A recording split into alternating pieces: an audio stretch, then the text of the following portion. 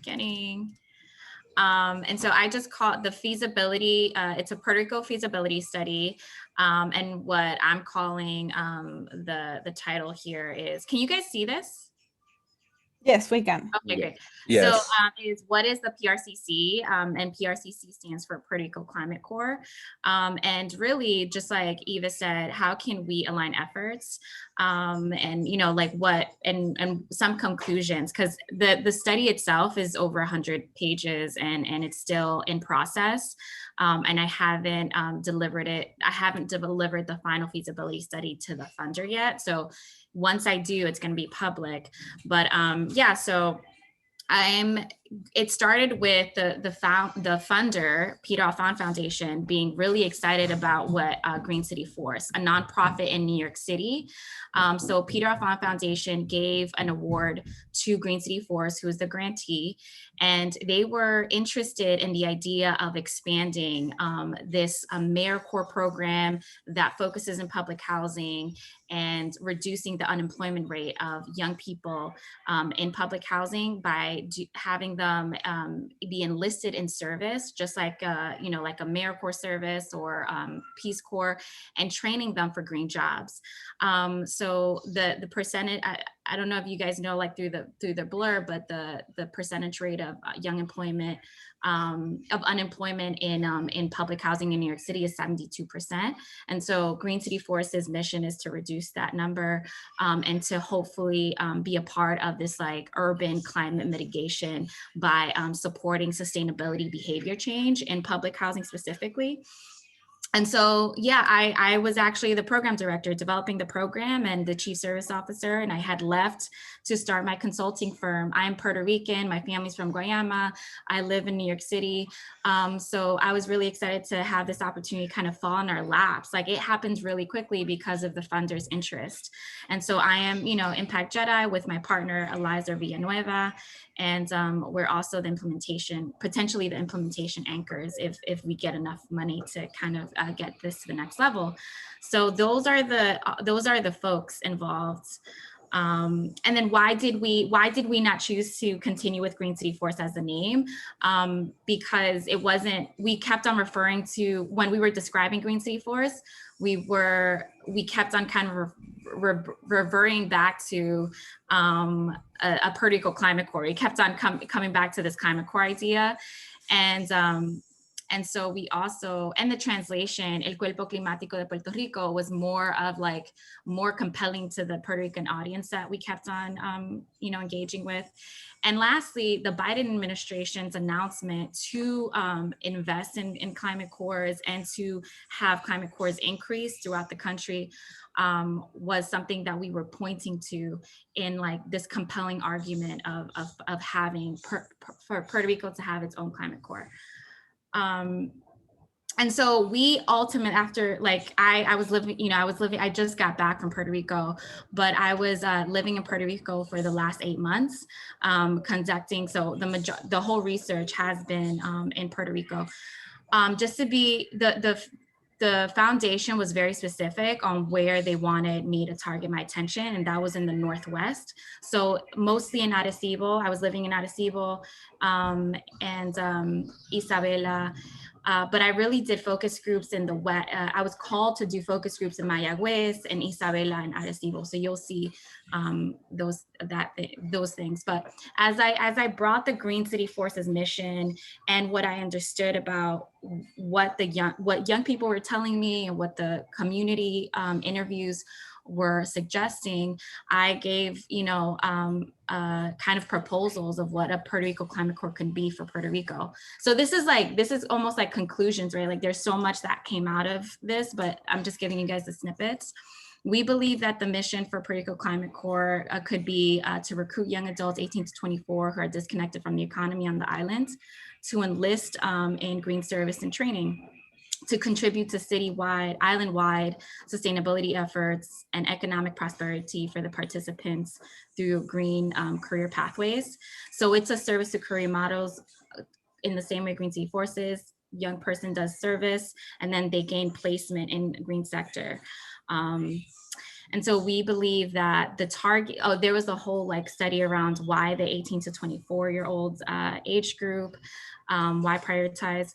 We also made the decision about not just focusing in public housing, just like in New York City, because the poverty is so severe in Puerto Rico that it just made sense for us to prioritize 50% of public housing, but really it being open to the whole island. And then the service impact is what really I was looking to Avis about, is this idea of like having a municipality-wide sustainability and community health response, like having this mobilization of young people be ready to respond to local community needs related to sustainability and community health.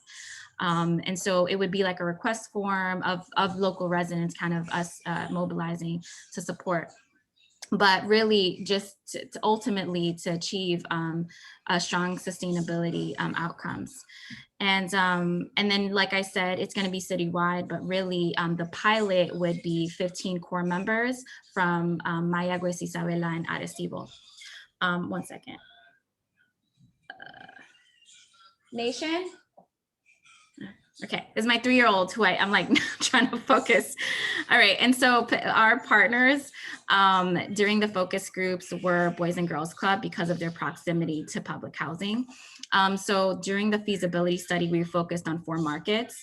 AmeriCorps sustainability, workforce, and justice, because again, the Green City Forces model has these as their markets. And so what we understood is that AmeriCorps has low to no crew-based corps. So much like in New York City, there's a mobilization of young people, like 10 to 15 at a time, who are in service, mobilized to do green focus service, like in Green City Force in New York City. We're not seeing that in the same way in Puerto Rico. We're seeing like offshoots of slots, of AmeriCorps slots, of folks who have high experience doing AmeriCorps, high level experience doing just one-off really good service, but it's like kind of these one-off slots.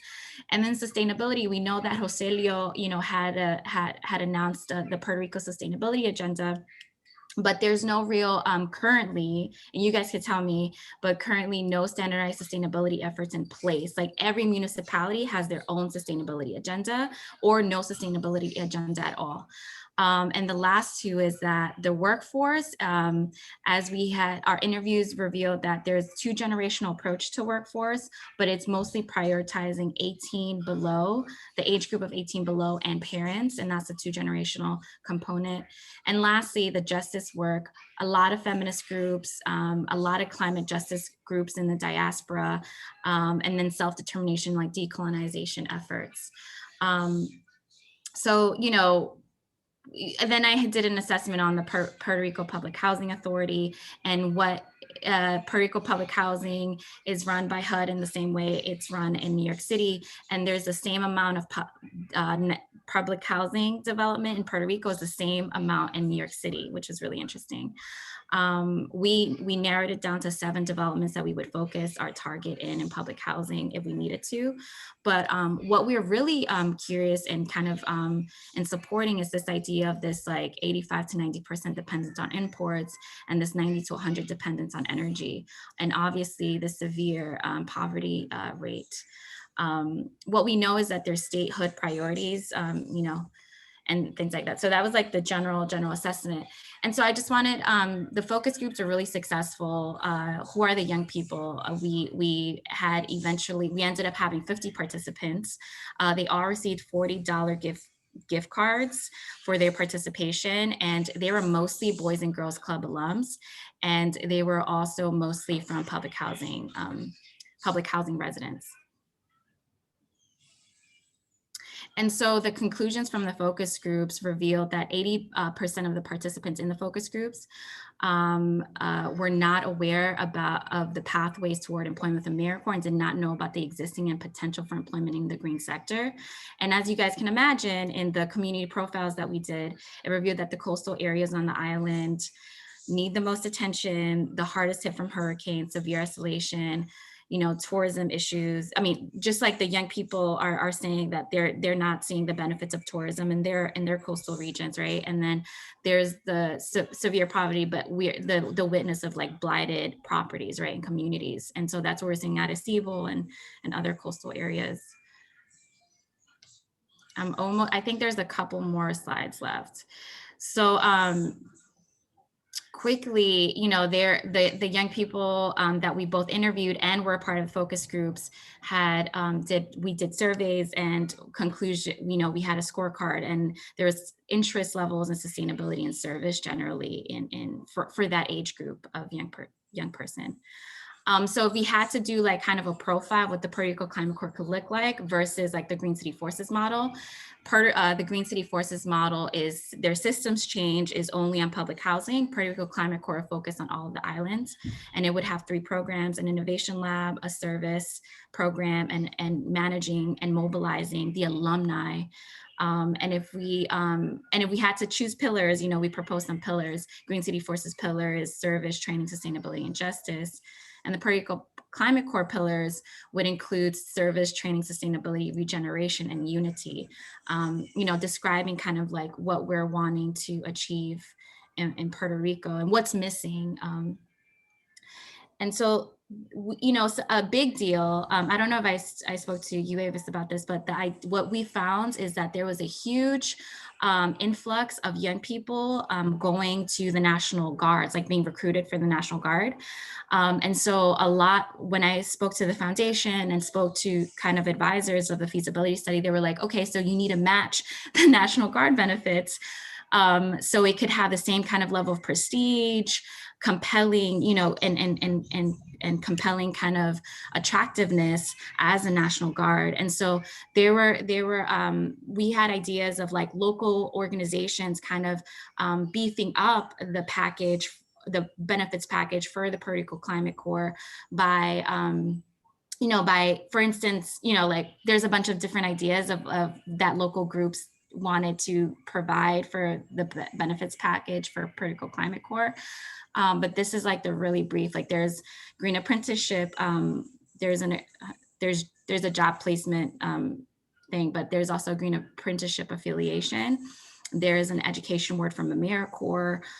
There's transportation assistant semi-monthly, which is like $600 to $1,200 semi-monthly stipend, and national certifications that I think we're kind of confirming as this month for the participants. And the last is like, what are the intersections that Green City Force and Puerto Rico Climate Corps can share? And these are the intersections. What we know is different is that New York has this urban climate, focus, and we know everything, about Puerto Rico's climate, right? Like all, if we join forces, what can we achieve together in mitigating climate? And so this is like this argument that we have, this like the reason why we should join forces, or why Green City Force should exist in this way. And also youth unemployment, reducing that number is very, like data, which is something that I hope to talk to you guys further about, is there's not a lot of data on just youth unemployment and just like youth stats, because there isn't necessarily priorities on the age group that we're targeting. So this is like all the all the groups, like national agencies and local groups that we have engaged, from like youth workforce development groups to like sustainability groups. The one in blue, in this navy blue color, are sustainability focused, farming focused. And the orange, like the Puerto Rico Climate Change Alliance, or Council, sorry, and the Planners of Puerto Rico, like Avis, Center for, are like not kind of like bigger groups within who focus in Puerto Rico, that we hope to partner up with and be in alignment with. But really, Puerto Rico Climate Corps is not to be one of many nonprofits, but to pull the resources, provide resources to local groups and residents, really meet that gap that we're seeing with that age group, the 18-24-year-old age group, bridge that gap. There was another point I wanted to make, I lost it. Okay, so the next phase, and we're in this closing slide so we can hopefully have open discussion, is to have a closure with the feasibility study. So this, I hope, is like your insight can help to inform the feasibility study. I would be submitting the final report to the funder, which is Peter Alfond Foundation. I would be presenting to the trustees of the foundation, and they are focused in Puerto Rico and Maine, this foundation. And then I'm currently planning for the next phases, which is the pilot phase, to understand like to prove the proof of impact phase. And I'm working with Jeff, working in collaboration with National Commonwealth to kind of understand how we can like merge and collaborate. And we understand how we can, like, we understand the synergies. It's just like executing a plan on how we can work together. I'm also working separately from the Puerto Rico Climate Corps. I'm working with National Commonwealth as a partner. Cool, thank you, Luis. And then and then just, as in the same way we're doing here, just working in collaboration with other PI allies, like PR allies, like Para la Naturaleza, Siembra Boricua, because one of the issues that we noticed in that is this idea of agriculture. I don't know, Ava, si yo te expliqué, if like I explained to you guys about agriculture, but basically, young people are really interested in agriculture, which was kind of a myth in the past, so we're wanting to focus on the agriculture training programs that exist in the islands, and have the Puerto Rico Climate Corps participants mobilize in Puerto Rico's agriculture efforts, so we can reduce the importation rate if that's what we believe we should prioritize on. But that has been a big deal. And you guys all probably heard about the tomato issues, that there wasn't enough folks to harvest the tomatoes in Puerto Rico this year, which was and so now there's like, folks who are non-Puerto Ricans taking over those jobs. And so, yeah, I want Jeff to kind of bring in Jeff here. National Commonwealth in this next phase could potentially be the fiscal conduit for Puerto Rico Climate Corps. Again, I'm a partner of National Commonwealth, and Jeff explains like everything, he's bringing to National Commonwealth and what we've been working on together. There is a Puerto Rico initiative, and then Jeff can explain more about what this is, and then we can close out for open discussion. Okay, great. So yeah, when we connected to Jen, we are actually planning on launching a community-supported agriculture program as a way of proving the case for what our community self-funding platform can do. So we were planning to launch our platform with implementing that community-supported agriculture in Ohio. And the key is not only that we're providing the platform, but we are also using we're implementing a local currency as a way of catalyzing the development or the launching or the creation of that community-supported agriculture program using our platform. So when we connected with Jen, we went back because we have been planning to create a complementary currency for Puerto Rico since Hurricane Maria, for just facilitating the economic development and so many things that are needed. And now what I'm finding out with the conversations, very, very exciting conversations we're having, Jen and I, sobre what is possible, about what is possible. And looking into how the synergies that we can see can actually make it much better for us to succeed in implementing real soon what she wants to do and what we want to do. So what I like to offer, or like to kind of position ourselves as providers of the digital infrastructure and cooperating system to enable any community launch programs, and in this case, to think about communities bringing the youth to get engaged into any kind of program that ends up being a source of employment and a source of creation, new ventures in farms, or with what specifically what China wants to do, the political climate core, any kinds of projects that has to do with the uniqueness of what a local currency can do to facilitate the funding of those projects.